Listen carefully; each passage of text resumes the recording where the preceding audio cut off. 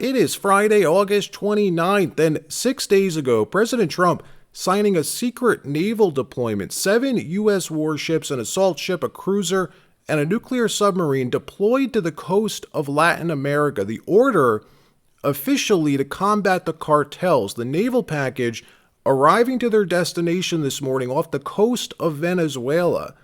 Very interesting location. Venezuelan President Nicolas Maduro holding a national address to reassure his country last night. The U.S. cannot invade Venezuela, he says. Yeah, I don't think Trump's looking to invade your country. He's looking to end the drug cartels and maybe end the Maduro regime at the same time. Also, new econ data out this morning. Working class wage growth exploding higher. And Fed Governor Lisa Cook's court hearing was this morning, still refusing to resign her post. Wait till you see what happened, and more stories as well from around the country. Well, and you know, the cartels are still dangerous operations and dangerous people, yep. And this is about fentanyl trafficking and about money. And you know, and under the Biden administration, you know, we're talking about $1 billion industry. You know, the cartels weren't just going to walk away and put their guns down because President Trump was elected. That's it's not how this works, and we know that, unfortunately. I want to ask you about this. The Pentagon ordered an unusually large naval buildup in Latin America. There's at least 7 vessels down there, 3 guided missile destroyers off the waters of Venezuela. The White House is accusing President Maduro of heading up a drug cartel. Maduro's calling up millions of militia members. He's deploying like 15,000 troops to the Colombia border to defend his country. So we are about to witness something historic happen in Latin America, something no other president has had the fortitude to do for over a quarter century. Venezuela has been ruled by a pure socialist regime, once one of the wealthiest countries on the planet. Today, a failed state run into the ground by Hugo Chavez and now Nicolas Maduro. Today, in Venezuela, a loaf of bread costing several thousand bolivars. Trump's goal to permanently end the drug cartels and with it, end the Maduro regime. From what we understand, the Trump administration's focus specifically on 2 organizations, TDA, which is Tren de Aragua, and Mexico's Sinaloa cartel. For years, we've heard about Tren de Aragua, the super brutal street gang that began in the ghettos in Caracas and in a decade, spread around the world. How exactly is that possible? Well, according to the U.S. State Department, this is a vessel of the Venezuelan government, funded by the Bolivarian National Intel Service, which is Venezuela's CIA, sort of, to act as this front organization to transport and distribute their drugs, around the world. Attorney General Pam Bondi detailing the items seized that are tied to the Maduro regime in a new interview with Rachel Campbell-Stuffy on Fox Noticias. This is organized crime, no different than the mafia. And Maduro-related assets are over $700 million in total that we have already seized. Yet his reign of terror continues.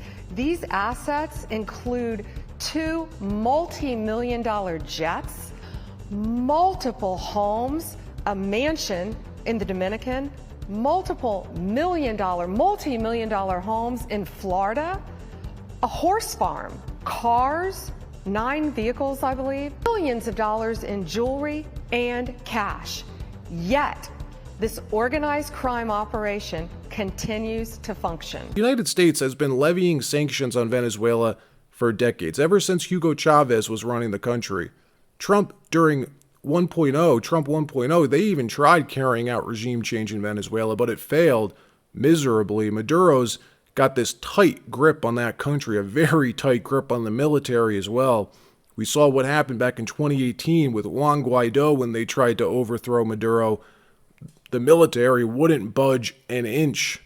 This time, though, it looks like we're not going to be doing it with political destabilization. We're going to be doing it with what appears to be military interventionism, using targeted attacks on cartel hotspots, all possibly as a cover for regime change in Venezuela. 7 U.S. warships, an assault ship, a cruiser, and a nuclear-powered sub arriving off Venezuela's coast this morning The deployment ordered 6 days ago, highly classified. Reuters reporting this buildup is anything but normal. Venezuelan President Nicolas Maduro not happy at all, complaining to the UN Secretary General, accusing Washington last night of violating the UN Charter. Venezuela's UN ambassador saying it's a massive propaganda op to justify what the experts call kinetic action, meaning military intervention in a country which is a sovereign and independent country and is no threat to anyone, saying all of this talk about cartels and a narco state is just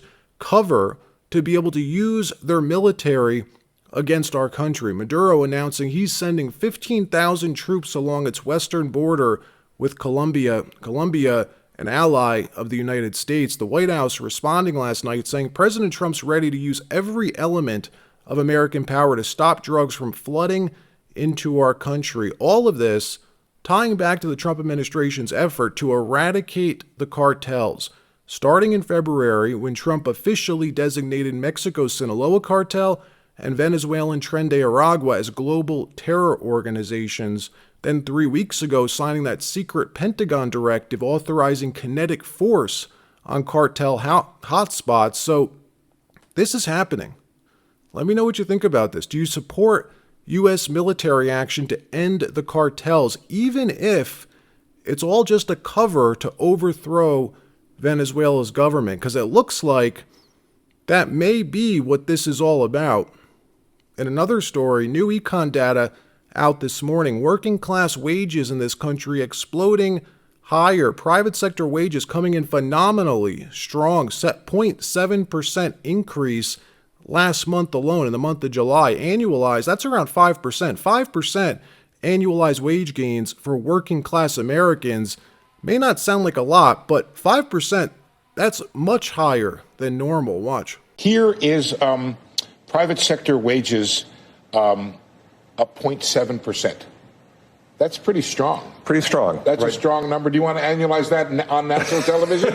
Or should I do it for you? You're at about 5%. You're about 5%. Those are strong numbers suggesting of a strong labor market. How is the labor market weak if wages are going up quite so strongly? So wages up, GDP up, inflation down. Even CNN celebrating the lowest Labor Day gas prices now under President Trump. Pretty remarkable. If you're planning a road trip this holiday weekend, gas prices at their lowest level for a Labor Day weekend in years. In some states, they are below $3 a gallon. Matt Egan is here with the good news. We have to say goodbye to summer, but we're going to do it and save some cash. That's right, Erica. Look, you are in luck if you're hitting the roads this holiday weekend. Gas Buddy is projecting the national average this Labor Day, $3.15 a gallon. That's the lowest since 2020. Of course, back then the roads were pretty empty because of COVID. You can see the trend the past few years. The expectation is that prices will be a little bit lower than last year, but significantly lower than 3 years ago when we were looking at almost $4 a gallon. Of course, that was when gas prices had gone to record highs. And more good news, drivers in 15 states across the country, the average there is now below $3 a gallon. That includes Iowa, North Carolina, South Carolina, Georgia, Louisiana, and Texas. In another story, the blowback to Cracker Barrel continuing after being the latest company to go woke and go broke, customers shaming the company into reverting their logo decision, reverting back to their original logo after $700 million of shareholder money wasted on this, after President Trump calling the company out following the redesign it unveiled last week, sending their stock tumbling amid this customer backlash. Even Cracker Barrel's 93-year-old founder saying this was just a terrible idea. Watch what he said. Logo rolled out the other day. Oh, that's crazy. That's nothing. That's a bland nothing. It's pitiful. Do you think she knows the story of Cracker Barrel? I don't think so. I heard she was a Taco Bell, but what's Taco Bell know about a Cracker Barrel? And country food. And the food is something that you need to work on. Spending $700 million to do that is all I've been doing. I'm just throwing money out the street. $700 million for a stupid logo design that you could do on Adobe Photoshop or anywhere for a few bucks. Who in their right mind would authorize that? who would be a shareholder of a company like that? Just wild. Let me know if you'll be going back to Cracker Barrel. Personally, I haven't been to Cracker Barrel in years, probably 15 years. I used to like it, though, when I was a kid. All right, that wraps up this episode. Like, subscribe. We'll see you next time.